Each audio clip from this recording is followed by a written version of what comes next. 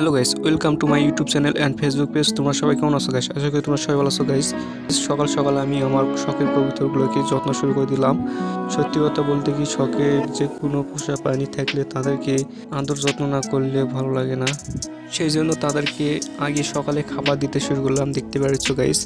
আরেকটা কথা গাইস, আমি যেখানে বেড়াতে যাই না কেন তাদের কথা মনে পড়ে, কেননা তাদেরকে লালন পালন করে অভ্যস্ত হয়ে গেছি। তাদেরকে খাবার না খোয়ালে কেমন জানি লাগে। আর একটা কথা বলি, তোমরা সরকারি চাকরি করো বা যে কোনো কিছু করো, কাজের ফাঁকে ফাঁকে যদি তোমরা তোমাদের বাড়িতে যে কোনো পোষা প্রাণী পালো, তাহলে তোমরা অনেক মানসিক শান্তি পাবে।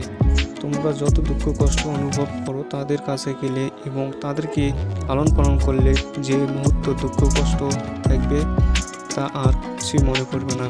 তো গাইস, আমার কবিতরের জন্য তোমরা সবাই দোয়া এবং আশীর্বাদ করবে, আমি যেন শখের কবিতরগুলোকে সবসময় ভালো রাখতে পারি।